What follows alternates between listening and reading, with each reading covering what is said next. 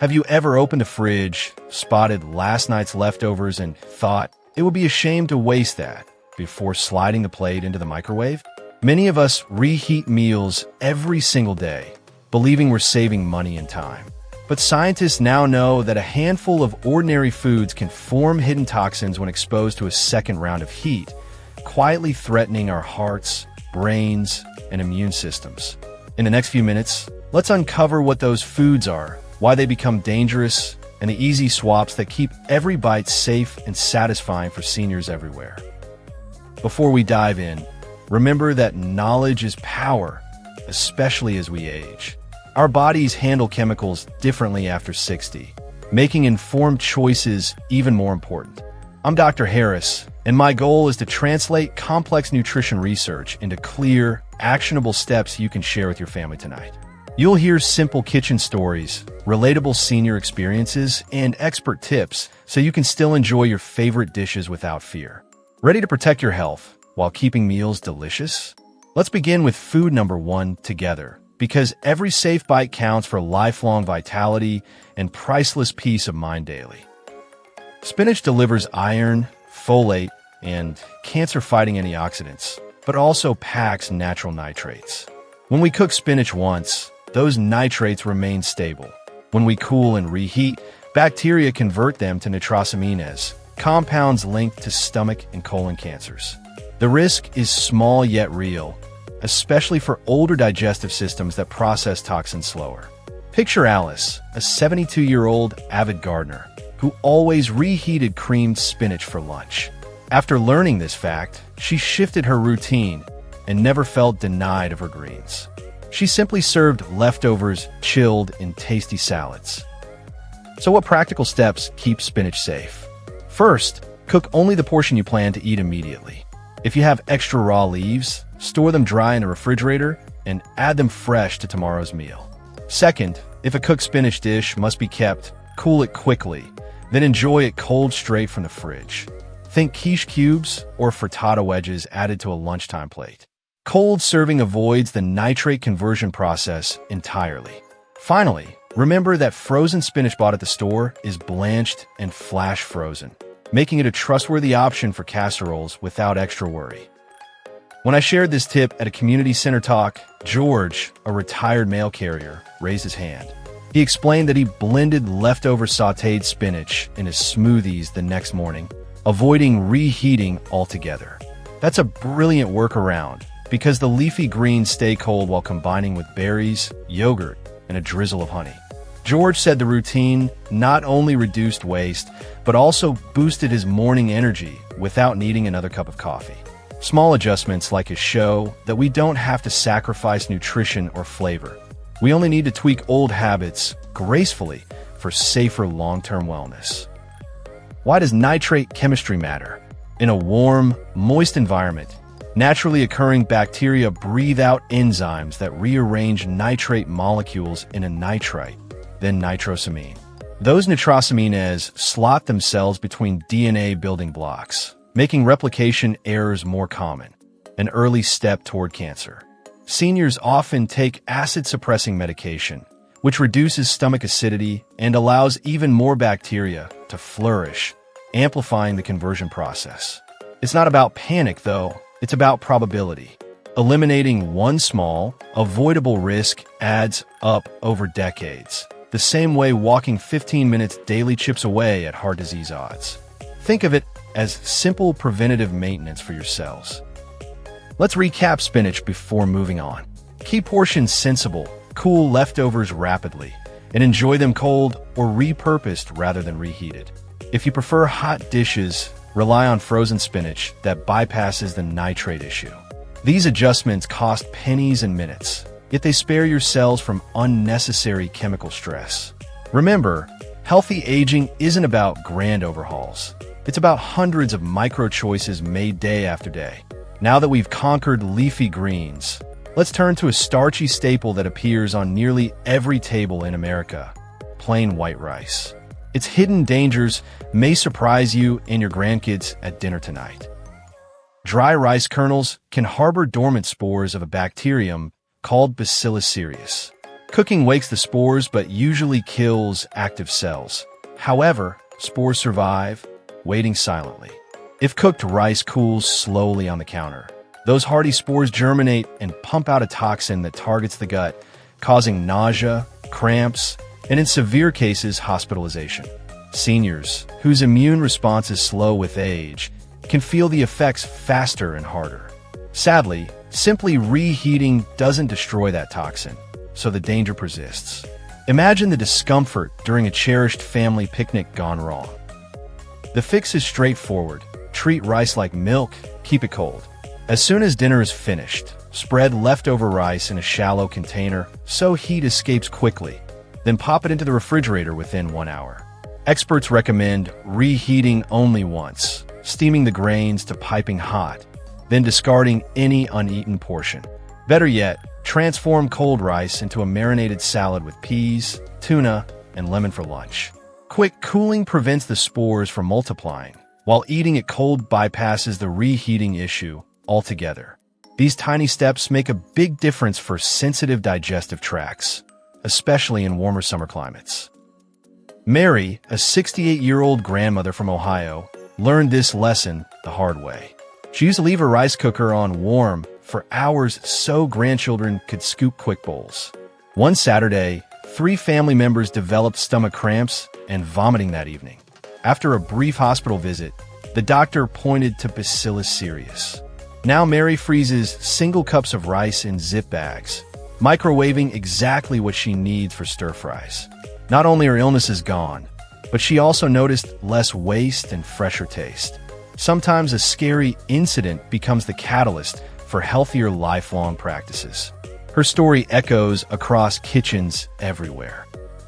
Beyond stomach upset, reheated rice can indirectly impact cognitive health. How?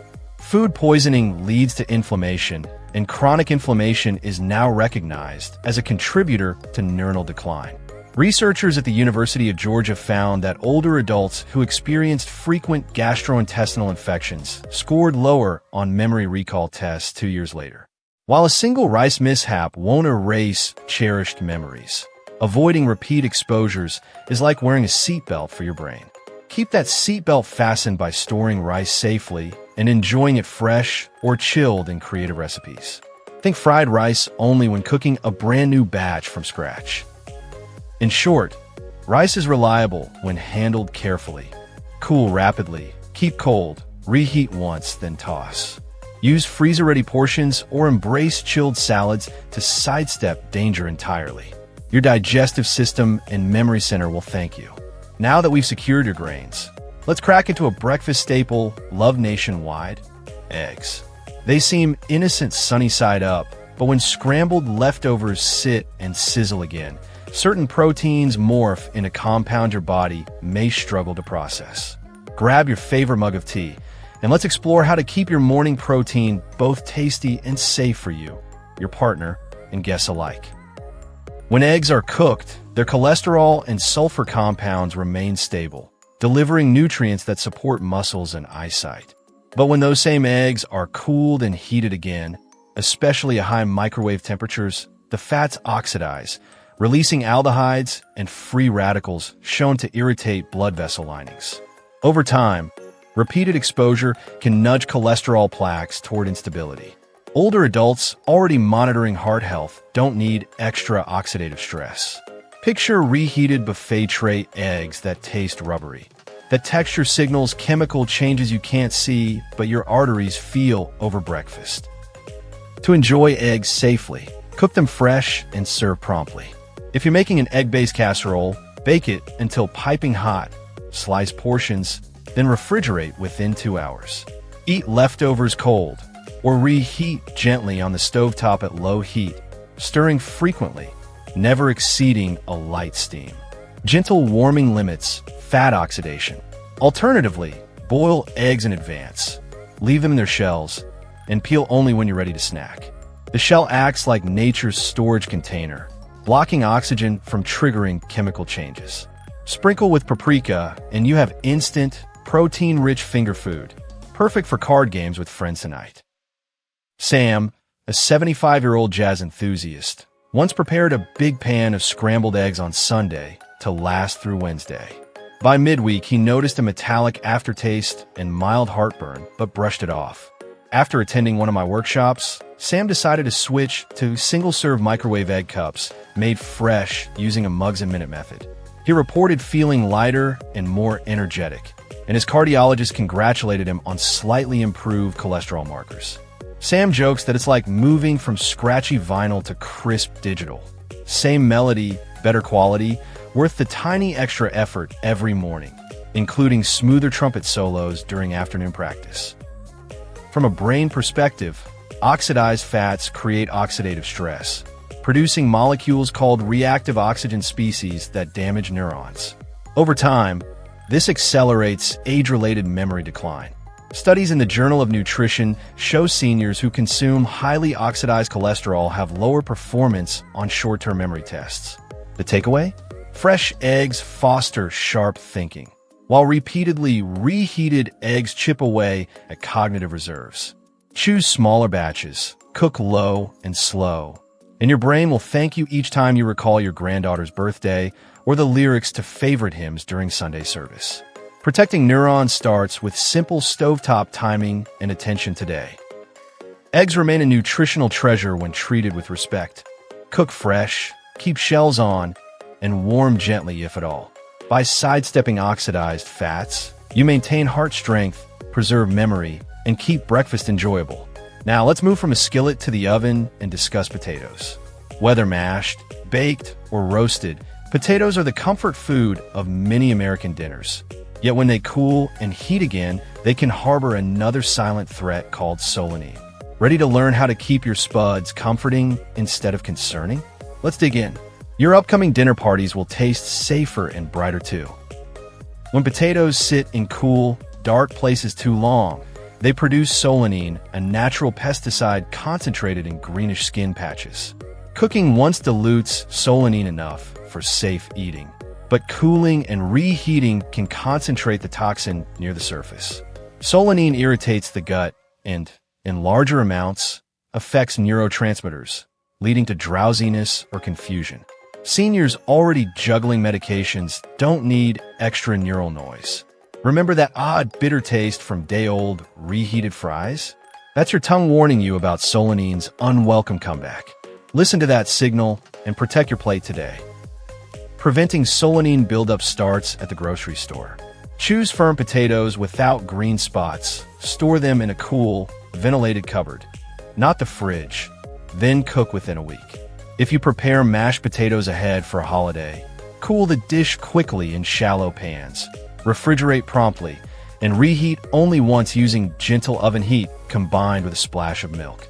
Better yet, repurpose chilled mashed potatoes into salmon cakes pan-fried fresh, eliminating repeat reheating.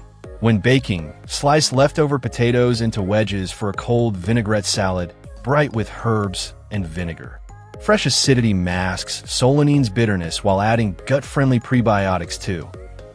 Consider Frank and Linda, a couple married 50 years who love Sunday roast.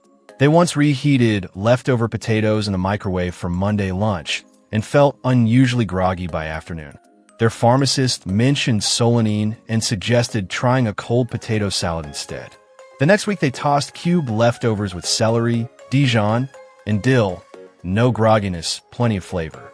Frank jokes that the new recipe keeps him awake enough to beat Linda at crossword puzzles.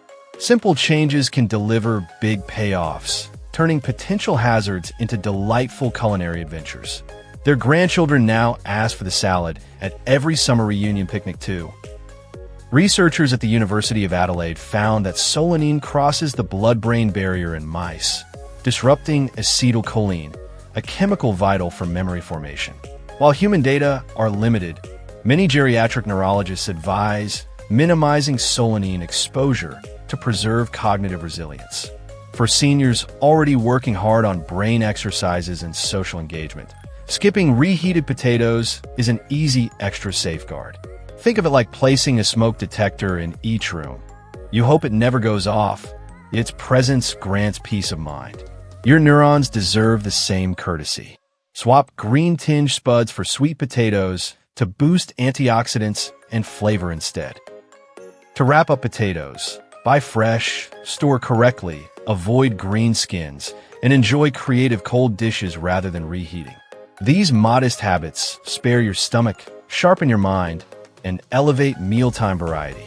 With 4 foods down, only one remains, perhaps the most popular protein in American households: chicken. Poultry leftovers are convenient, yet they can host a protein reshuffle that stresses digestion and potentially strains memory pathways. Let's uncover how to handle yesterday's roasted bird. Soak tomorrow's sandwich is both delicious and safe. You'll discover simple marinades, storage tricks, and reheating rules that keep every juicy bite worry-free for the family. Chicken breast is packed with protein, but that protein contains an amino acid called cysteine. When reheated rapidly at high temperatures, cysteine rearranges, producing compounds that are tougher to digest and may trigger low-grade inflammation. Additionally, leftover chicken can harbor Campylobacter or Salmonella if cooled improperly, and even a short microwave zap sometimes fails to heat the center enough. Seniors often produce lower stomach acid, meaning any surviving bacteria gain a foothold faster, leading to prolonged gastrointestinal upset and fatigue. Nobody wants cramps interrupting precious grandkid story time after dinner. Good practice starts as soon as the roast exits the oven. Use a thermometer to confirm an internal temperature of 165 degrees Fahrenheit. Then slice servings and place leftovers in small, shallow containers so heat dissipates quickly. Refrigerate within 1 hour. When reheating, aim for 165 degrees Fahrenheit again, measured at the thickest part, preferably using a covered skillet with a splash of broth, not a microwave. Moist heat distributes temperature evenly and preserves tenderness. If you're in a rush, enjoy cold chicken over mixed greens with cranberries and walnuts for a refreshing twist. Your heart and taste buds will celebrate the crisp simplicity. Take Patricia, age 70, who volunteers at the local library. She once microwaved chicken strips twice in one day, hoping to stretch lunch into supper. By evening, she felt bloated and tired. After consulting our clinic, Patricia started portioning roast chicken into freezer bags labeled by date and reheating gently in a steamer basket. She also began preparing colorful mason jar salads layered with chilled chicken, quinoa, and spinach.